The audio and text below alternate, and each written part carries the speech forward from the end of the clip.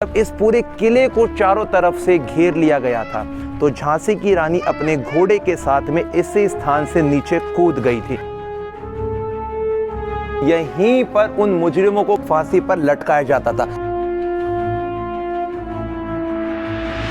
यहां पर उन सैनिकों के तोप रखे रहते थे। उन कैदियों को जेल में बंद करके रखा जाता था। यहीं पर झांसी की रानी तलवारबाजी किया करती थी, प्रैक्टिस करती थी। जहां पर आज पानी भरा हो वहां पर एक वक्त पहले मगरमच्छ छोड़े गए थे ताकि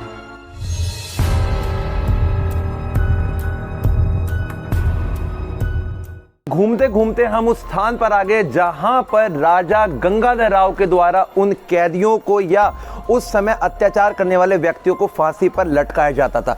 यहां पर आप ये जो पूरे का पूरा स्थान देख रहे हैं, यहीं पर उन मुजरिमों को फांसी पर लटकाया जाता था और ये उस समय की न्याय की एक प्रणाली में शामिल हुआ करता था। लेकिन इसके पीछे एक कहानी जुड़ी हुई है यहाँ रानी लक्ष्मीबाई की।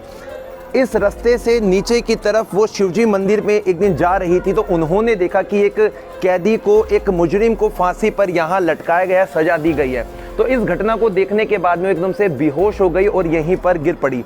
उसके बाद से जब महाराजा ने उनसे पूछा तो रानी लक्ष्मीबाई ने उन्हें कहा कि आज के बाद किसी भी कैदी को फांसी की सजा ना दी जाए। तब से उन्होंने उन कैदियों को जेल में, कारावास में बंद करने का निर्णय ले लिया था और फांसी का जो ये वाला कार्यक्रम था ये समाप्त कर दिया गया था। अभी जो हम यहाँ पर पूरा बाग वाला हिस्सा देख रहे हैं इसे अमूद बाग कहा जाता है। यहीं पर झांसी की रानी तलवारबाजी किया करती थी, प्रैक्टिस करती थी और उनकी जो सहेलियाँ हुआ करती थी, जो उनकी दासियाँ हुआ करती थी, वो सभी इसी वाले क्षेत्र में प्रैक्टिस करते थे। और अब हम जाएंगे आगे वाले हिस्से में। इतिहास के उन लम्हों को आज हम जान लेते हैं जिस समय अंग्रेजी हुकूमत छल कपट के साथ में रानी की इस किले को अपने अधीन लेना चाहती थी। क्योंकि जब उन्हें मालूम पड़ा कि राजा गंगाधर राव की पहली पत्नी की मृत्यु हो चुकी है और अब उन्हें कोई भी संतान नहीं है, तो उन्होंने एक विचार बनाया, क्यों ना राजा के सामने ऐसा प्रस्ताव रखते हैं कि यदि उन्हें कोई संतान नहीं होती है तो उनकी मृत्यु के बाद में इस झांसी के किले को अपने अधीन में ले लिया जाएगा।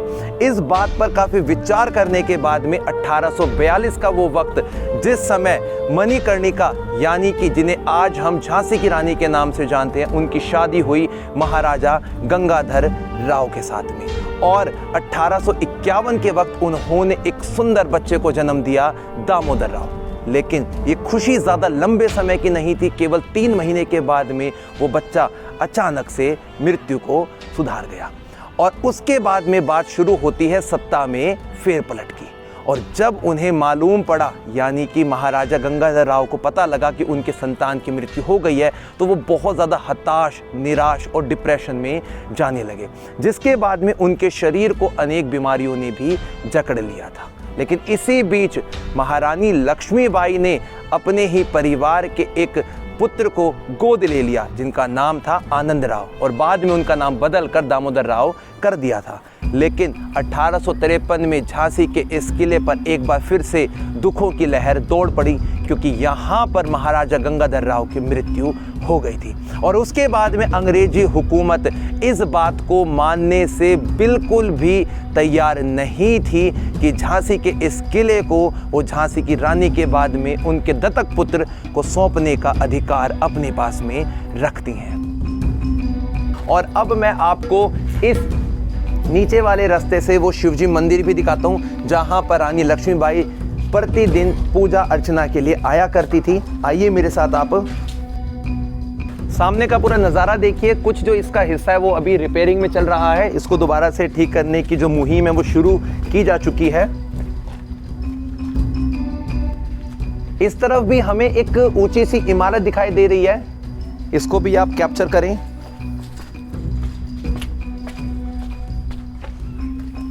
दोस्तों सामने की तरफ जो मंदिर आपको दिखाई दे रहा है ये उसी वक्त का है जिस समय इस पूरे किले को यहाँ पर बनवाया गया था। ये बुंदेला शैली के ऊपर मंदिर पूरा स्थापित किया गया है। इसकी जो छतरियाँ हैं, इसके जो गुंबद हैं, उनके ऊपर लगे हुए पुष्प जो हैं, उसके ऊपर बने हुए नारियल का जो डिज़ाइन है वो पूरे का पूरा एक बुंदेला शैली को प्रतीत करता है। नीचे से स्क्वायर एक वर्गाकार आकृति में बना हुआ है और इस किले के अंदर रानी लक्ष्मीबाई आती थी पूजा करने के लिए। इसका नज़ारा आज ऐसा मालूम पड़ता है और किले का जो बाहरी हिस्सा है यहाँ से देख सकते हैं किस प्रकार से हमें दिखाई दे रहा है। इस पहाड़ी के ऊपर बनाया गया है। अभी नीचे मैं आपको उस समय के जो कुएं वगैरह थे वो भी दिखाता हूँ, उसके लिए नीचे चलना पड़ेगा। आ जाइए आप। और पहले ऐसा हुआ करता था कि जो किले का एक कॉर्नर पॉइंट होता था जो ज़मीनी स्तर से बिल्कुल जुड़ा रहता था, वहीं पर कुएं वगैरह खोदे जाते थे। तो आज हम अपनी इस वीडियो के अंदर वो कुआं भी आपको दिखाने वाले हैं। आ जाइए आप। ये देख सकते हैं एक रैंप सा बनाया गया है। और अनिकेत भाई थोड़ा इसके बारे में बताओ, क्या है ये? यहाँ पर एक रानी की पूरी जल व्यवस्था के लिए यहाँ पर कुएं का निर्माण किया गया था, जिसका संचार पूरे किले में जितना पानी का वितरण होता था वो इसी के माध्यम से किया जाता था। और इतने वर्षों के बाद भी आज देखिए ये कितने मजबूती के साथ खड़ा है। ये कुआं है, यहीं से पूरे जल वितरण का काम होता है। एक बार देखिए, इसको भी देखते हैं। यहाँ पे आ जाइए। देखिए आज के समय में तो खैर इसको बंद करके रखा गया ताकि कोई दुर्घटना ना हो और सुरक्षा उद्देश्य को ध्यान में रखते हुए उसको बंद किया गया है। काफी गहरा कुआं होगा ये।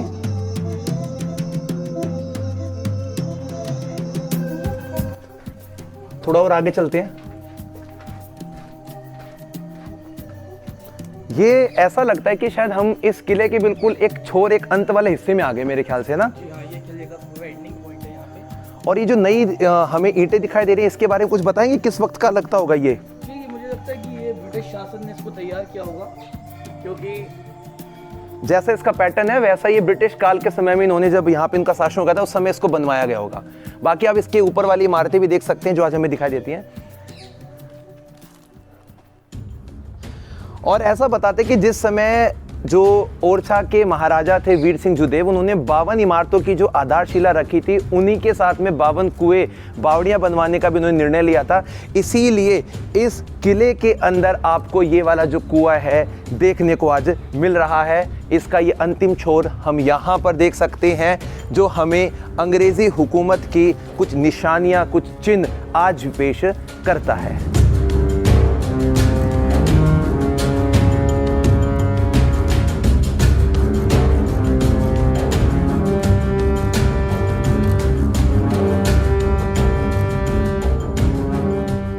अब हम कुछ कदमों के साथ में उस हिस्से में पहुंच गए हैं जहां पर उन कैदियों को जेल में बंद करके रखा जाता था।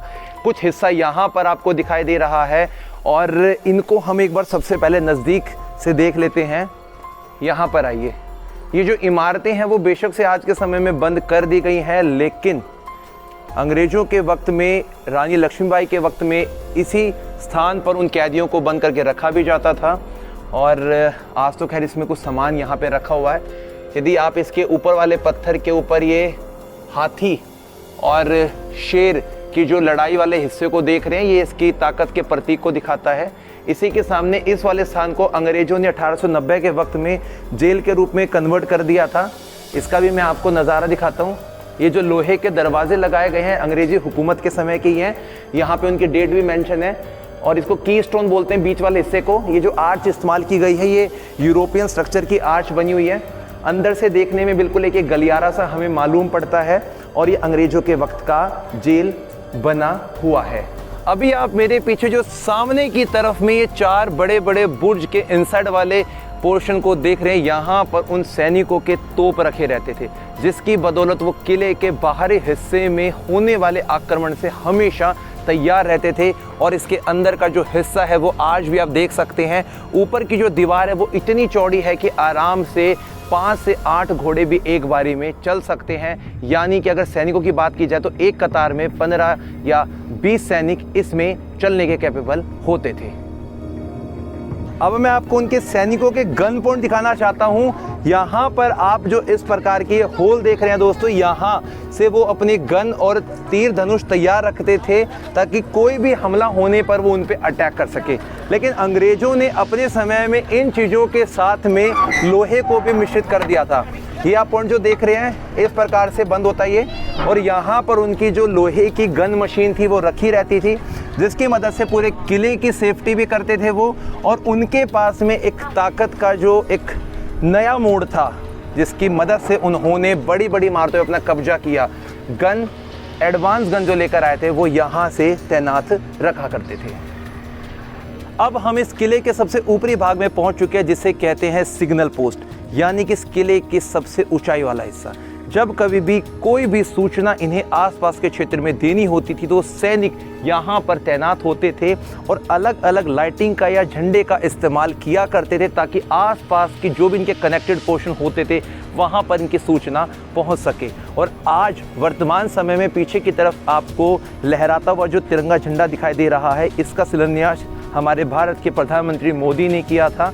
जिसके बाद में आप इस पॉइंट पर जब खड़े होंगे तो आप यहाँ के शहर के पूरे नज़ारे को देख सकते हैं, क्योंकि ये इस किले का सबसे पीक यानी कि ऊंचाई पे पॉइंट बना हुआ है। सामने की तरफ आपको जो पूरे का पूरा झांसी का शहर दिखाई दे रहा है, उसका नज़ारा काफ़ी ज़्यादा खूबसूरत है। अब हम जाएंगे उस हिस्से में जहाँ से रानी लक्ष्मीबाई ने अपने घोड़े के साथ में छलांग लगाई थी और अंग्रेज़ों से लड़ते लड़ते वो पहुँच गई थी कल्पी और फिर ग्वालियर में। इस किले की सभी चीज़ों को बारीकी के साथ देखने पर अब हम एक ऐसे स्थान पर आ गए जहां से कुछ और चीज़ों पे मैं आपका गौर तलब करना चाहता हूं। यहाँ से आप देखेंगे कि इस किले के निचले हिस्से में 3 लेयरिंग दिखाई देंगी आपको, जिससे ये मालूम पड़ता है कि किला सुरक्षा दृष्टि से बिल्कुल सेफ था। जहाँ पर आज पानी भरा हुआ है वहाँ पर एक वक्त पहले मगरमच्छ छोड़े गए थे ताकि अंदर आने से पहले उन्हें इनका सामना करना पड़े। लेकिन बात उस समय शुरू होती है जब 1857 का गदर पूरे भारत के अलग अलग हिस्सों में फैल चुका था और एक लड़ाई, एक महासंग्राम छिड़ चुका था। जब वो लड़ाई आगे बढ़ती हुई झांसी के इस स्थान पर आई तो झांसी के लोगों ने और महारानी झांसी ने इनका बहुत डटकर सामना किया था। और फाइनली जब इस पूरे किले को चारों तरफ से घेर लिया गया था तो झांसी की रानी अपने घोड़े के साथ में इसी स्थान से नीचे कूद गई थी। मैं आपको दिखाता हूँ, यहाँ पर निचला हिस्सा देखिए आप, जहाँ पर इस पहाड़ी के उतरते हुए खंड को हम देख पा रहे हैं। इसे कहा जाता है बंगरा पहाड़। इसी पहाड़ से कूदकर वो जाने वाली थी कल्पी में, जहाँ पर उनके सेनापति तात्या टोपे उनका इंतजार कर रहे थे।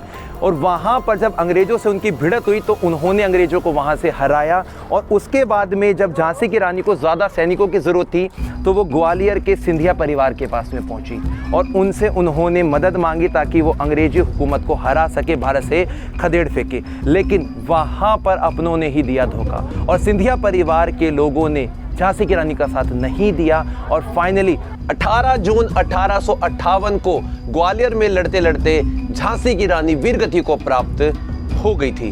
और उनकी इसी शौर्य और वीरगति को जब वो प्राप्त हुई तो झांसी का आज जो किला है उन्हीं के नाम से जाना जाता है, झांसी का महल, झांसी का किला। तो दोस्तों, इस पूरी वीडियो को बनाकर हमें बहुत अच्छा लगा। इसी प्रकार के नए नए पॉइंट आपके लिए लाते रहेंगे। तब तक के लिए जय हिंद, जय भारत।